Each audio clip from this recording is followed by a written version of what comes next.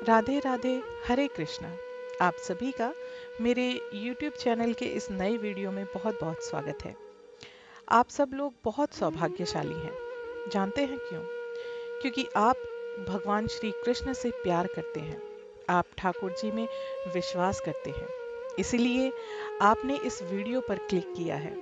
और मैं दावा करती हूँ कि आज का ये वीडियो सुनकर आपका भगवान में विश्वास और आपकी श्रद्धा और भी बढ़ जाएगी।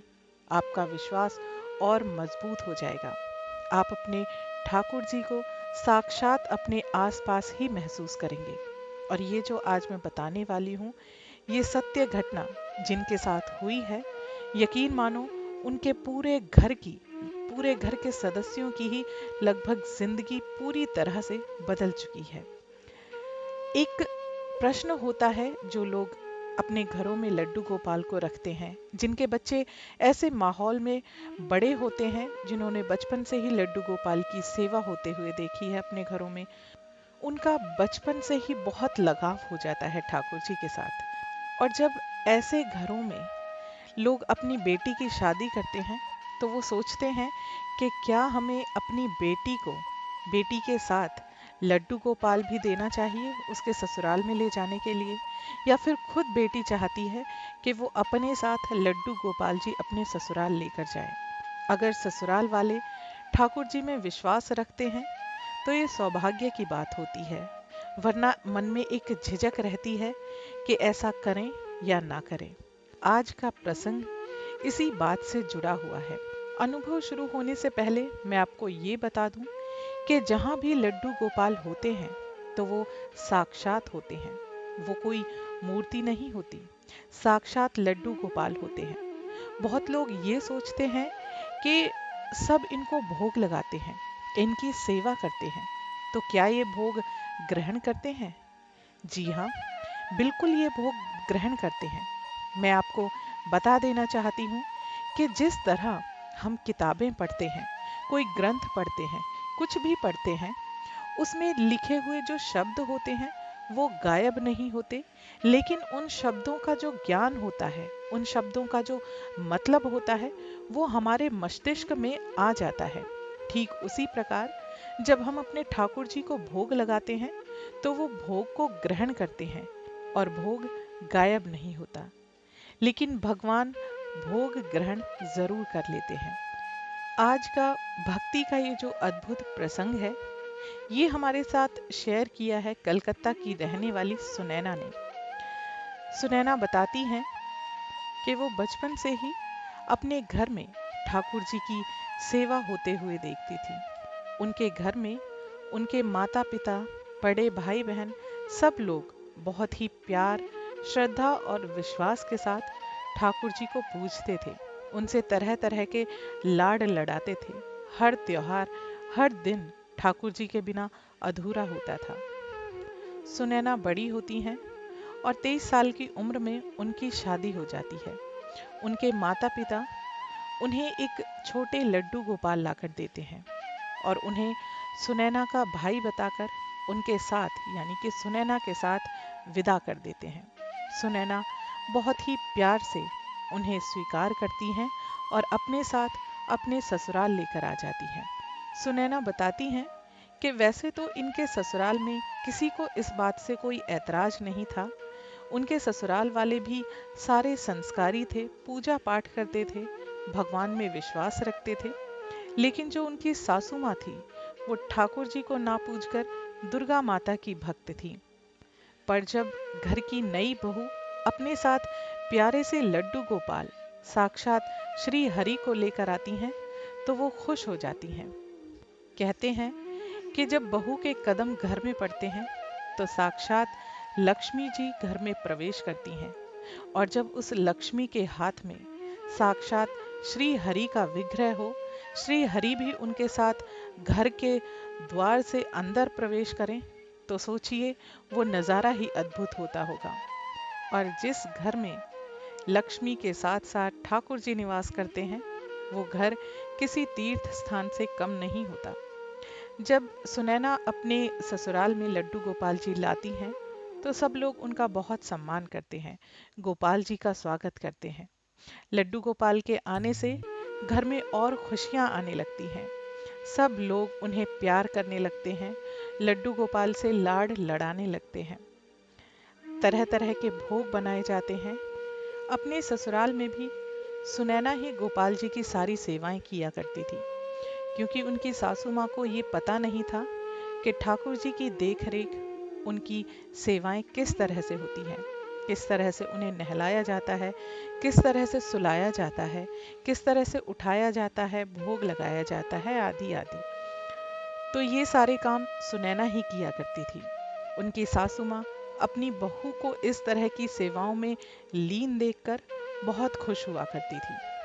सुनैना रोजाना थोड़ा सा समय निकालकर एक अकेले में बैठकर ठाकुर जी से जरूर अपनी मन की बातें किया करती थी। एक दिन सुनैना ने कहा, सुनो माधव। सुनैना अपने लड्डू गोपाल को प्यार से माधव बोलती थी। वो बोलती हैं, सुनो माधव, अब मेरी शादी हो गई है। ये मेरा मायका नहीं, मेरा ससुराल है, और यहाँ के नियम मेरे मायके से अलग हैं। यहाँ पर सब लोग रात में 9 बजे सो जाते हैं, तो अब अपना नटखटपन थोड़ा कम कर देना, और हम अब देर से नहीं सोएंगे, अपनी मर्जी से नहीं सोएंगे। हम भी रात को 9 बजे तक सो जाएंगे। देखो माधव, ये जो बात मैं तुम्हें बोल रही हूँ, ये तुम्हें याद रखना है, भूलना नहीं है। नटखटपन कम करना है और ठीक रात को 9 बजे सो जाना है। अब आमतौर पर ये रिवाज होता है कि जब नई नई शादी होती है तो उस जोड़े को करीबी मित्र या करीबी रिश्तेदार एक दिन खाने पर बुलाते हैं। तो ऐसा ही होता है सुनैना के साथ। सुनैना के हस्बैंड के एक दोस्त होते हैं, वो उनके काफ़ी करीबी दोस्त होते हैं। तो वो एक दिन उन्हें अपनी वाइफ के साथ भोजन पर आमंत्रित करते हैं, डिनर का न्योता देते हैं। तो सासू माँ और ससुराल वाले किसी को कोई एतराज़ नहीं होता, और सुनैना अपने पति के साथ एक दिन डिनर पर जाने के लिए तैयार हो जाती हैं। वो अपनी सासू माँ से कहकर जाती हैं कि माँ, आप माधव को भोग लगा देना, लेकिन उसे सुलाना मत। मैं सुलाऊंगी आने के बाद ही। हम लोग जल्दी आ जाएंगे, 8 साढ़े 8 बजे तक हम लोग आ जाएंगे, और आने के बाद ही मैं उन्हें सुलाऊंगी। वैसे भी सासू माँ को पता नहीं था कि सुनैना लड्डू गोपाल जी को कैसे सुलाया करती हैं। सासू माँ ने कहा, ठीक है, मैं भोग लगा दूंगी और तुम आकर सुला देना।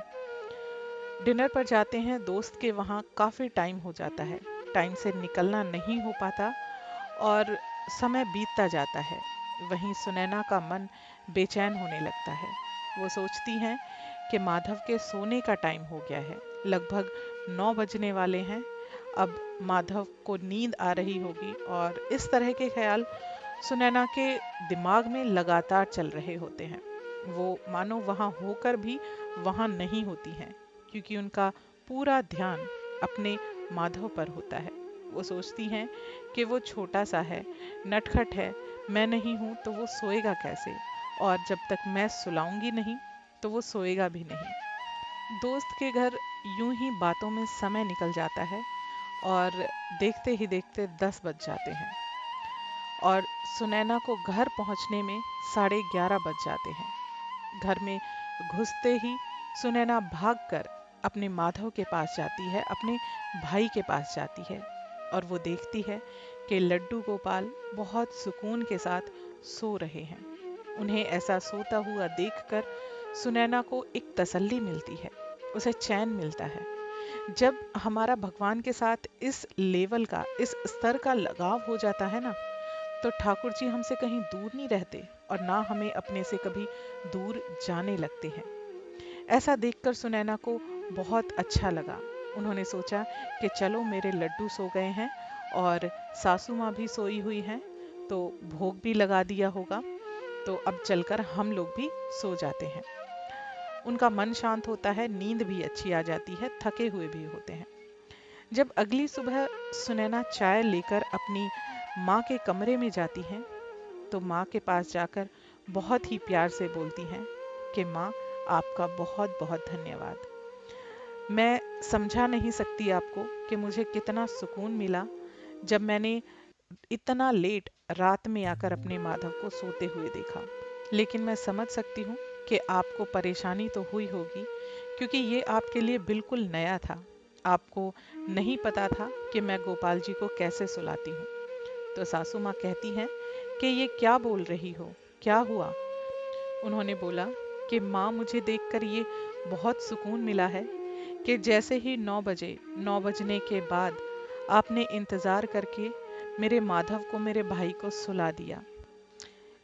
इतना सुनने के बाद सासू माँ बोलती हैं कि अरे बेटा, कल रात तो कुछ ऐसा हुआ कि मैं क्या ही बताऊं। मैं सोच सोच कर परेशान हूँ कि ये सपना था या कोई हकीकत थी। वो बताती हैं कि मैंने समय पर भोग लगा दिया था। जैसा कि तुमने बताया था कि इतने बजे माधव को भोग लगाना है, तो मैंने इतने टाइम पर भोग लगा दिया था। और हम लोग लेटने के लिए कमरे में गए, तो पता नहीं कब मेरी आंख लग गई और मुझे नींद आ गई। फिर थोड़ी देर के बाद मेरी आंख खुलती है किसी छोटे से बच्चे की आवाज़ सुनकर। मैं निश्चिंत होकर सो गई थी, क्योंकि मुझे लगा कि तुम बोलकर गई थी कि मैं सुलाऊंगी आने के बाद, और मुझे लगा कि बेटा तुम टाइम से आकर माधव को सुला दोगी, तो मैंने इतना इस बारे में सोचा भी नहीं। लेकिन जब मेरी आंख लग गई और एक छोटे से बच्चे की आवाज़ सुनकर मेरी आंख खुली, तो एक छोटा सा बच्चा, तकरीबन 7-8 साल का बच्चा, मेरे पास खड़ा था, मेरे सिरहाने के पास खड़ा था। छाया सी मुझे दिखाई दी, एकदम क्लियर चेहरा नहीं था, और बस ये दिखाई दे रहा था कि वो बच्चा रोन रोने वाली सी आवाज़ में अपनी आंखें मसल रहा है। वो बोल रहा है कि दादी माँ, मुझे बहुत नींद आ रही है, मुझे सुला दो ना, मुझे सुला दो ना दादी माँ। और उस बच्चे ने ऐसा बोलते हुए मेरा हाथ पकड़ लिया। उस बच्चे ने मेरा हाथ पकड़ा और मैं उठकर उसके साथ मंदिर वाले कमरे में चली गई। वहां जाने के बाद मुझे नहीं पता, मैंने आज तक ये नहीं देखा कि तुम माधव को कैसे सुलाती हो, उनको रात में क्या कपड़े पहनाती हो, कैसे उनका बिस्तर लगाती हो, मुझे कुछ नहीं पता। और मैंने पता नहीं ये सब कैसे कर दिया। और अब तुम ये बोल रही हो कि माधव सोए हुए तुम्हें मिले थे। अब मैं सोच रही हूँ कि ये कोई सपना नहीं था, ये जो कुछ मेरे साथ हुआ था ये हकीकत थी। मेरे घर में साक्षात तुम ठाकुर लेकर आई हो बेटा, साक्षात। तुमने मेरी इस उम्र में, मेरे बुढ़ापे में, मुझे साक्षात ठाकुर जी के दर्शन करा दिए। मैं धन्य हो गई तुम्हारे जैसी बहू को पाकर। और ऐसा बोलते हुए सुनैना की सासू माँ रोने लगी और भाव विभोर होकर अपनी बहू को गले से लगा लेती हैं। कहती हैं कि मेरी जिंदगी के आखिरी पड़ाव में तेरी वजह से मुझे भगवान के साक्षात दर्शन हो गए हैं। मैं इतने वर्षों से अब तक पूजा करती आई थी, लेकिन ऐसा अनुभव मेरे साथ कभी नहीं हुआ। मैं उस पल को भूल नहीं पा रही हूँ। जिस तरह से तुम लड्डू गोपाल से प्रेम करती हो बेटा, मैंने आज तक सिर्फ ऐसा लोगों से कहते हुए किस्से कहानियों में ही सुना था कि वो भोग लगाते हैं, तुम्हारे भाव को ग्रहण करते हैं, वो खुद भी तुम्हें प्रेम करते हैं। लेकिन अब मुझे पता चल गया कि ये सिर्फ किस्से कहानियां नहीं होती। गोपाल जी जहाँ होते हैं, वो कोई मूर्ति नहीं होती, वो साक्षात ठाकुर तुम्हारे साथ रहते हैं। हमारे घर में साक्षात हैं इस वक्त ठाकुर जी। मैंने रात में उन्हें देखा है, उन्हें महसूस किया है। सुनैना की आंखों से भी आंसू अब रुकने का नाम नहीं ले रहे थे, क्योंकि वो तो जानती थी कि मेरा भाई हमेशा मेरे साथ रहता है। दोस्तों, बहुत सारे लोग ऐसे हैं जिनके यहाँ रिवाज है कि जब भी उनकी बेटी का विवाह होता है तो वो साथ में लड्डू गोपाल देते हैं। लेकिन ये पता नहीं होता कि सामने वाला घर कैसा मिलेगा। ऐसे किस्से मैंने बहुत पढ़े हैं, बहुत सुने हैं, और इसी तरह के कुछ सत्य अनुभव भी मैंने अपने चैनल पर अपलोड किए हैं। आप जाकर सुन सकते हैं कि जिस घर में ठाकुर जी को नहीं मानते, उन पर विश्वास नहीं रखते, वो ठाकुर जी के विग्रह के साथ क्या करते हैं, उनके साथ कैसा व्यवहार करते हैं। कुछ लोग तो सिर्फ उन्हें गिफ्ट में दिया गया एक तोहफा समझकर डब्बे में ही बंद करके रख देते हैं, और जब किसी दूसरे की शादी या कोई दूसरा प्रोग्राम होता है तो वो सेम डब्बा उठाकर किसी और को दे देते हैं, ये सोचते हुए कि ठाकुर जी की सेवा में तो बहुत टाइम लगता है, उनका बहुत ध्यान रखना पड़ता है, बहुत परवाह करनी पड़ती है, ये सब हमसे नहीं होगा। मैं यहाँ पर आपसे सिर्फ एक बात कहना चाहूँगी।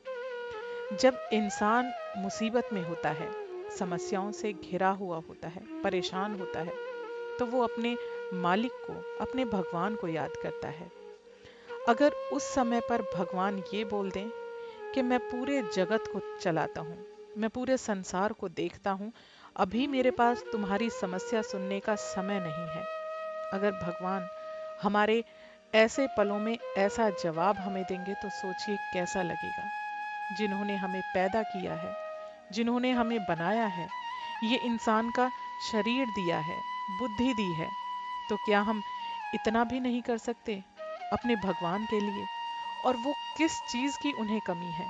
वो सिर्फ हमारा प्यार और हमारा भाव देखते हैं।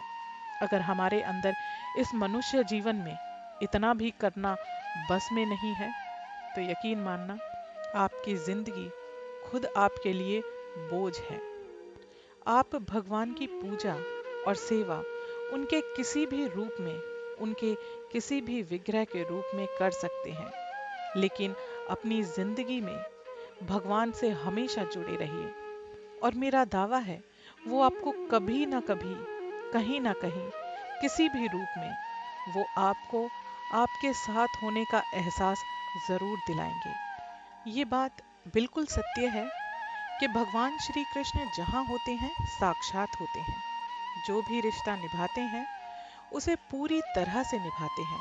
जो भी रिश्ता हम उनके साथ बनाते हैं उसे वो बखूबी स्वीकार करते हैं और उसे ताउम्र हमारे साथ निभाते भी हैं। और वो भगवान श्री कृष्ण ही हैं जो हमें ये अधिकार देते हैं कि हम उनके साथ चाहे तो भाई का, चाहे तो माता पिता का, चाहे तो दोस्त का कोई भी रिश्ता बना सकते हैं। भगवान श्री कृष्ण कहते हैं कि अगर जिंदगी में आपको किसी रिश्ते से बहुत दुख मिला है तो वो रिश्ता आप मेरे साथ कायम कर लो। उस रिश्ते से आपको बाकी की जिंदगी में कभी दुख नहीं मिलेगा। ये प्रसंग आपके मन पर एक बहुत ही सकारात्मक प्रभाव छोड़ गया होगा, ऐसा मेरा विश्वास है। इसलिए मैं आपसे कहूंगी कि आज के बाद ये कभी मत सोचना कि आपके घर में जो लड्डू गोपाल हैं वो सिर्फ मूर्ति हैं, वो सिर्फ विग्रह हैं, वो साक्षात भगवान नहीं है। ऐसा कभी मत सोचिएगा। आज के वीडियो में सिर्फ इतना ही। तब तक के लिए अपना ध्यान रखें, खुश रहें। हरे कृष्णा।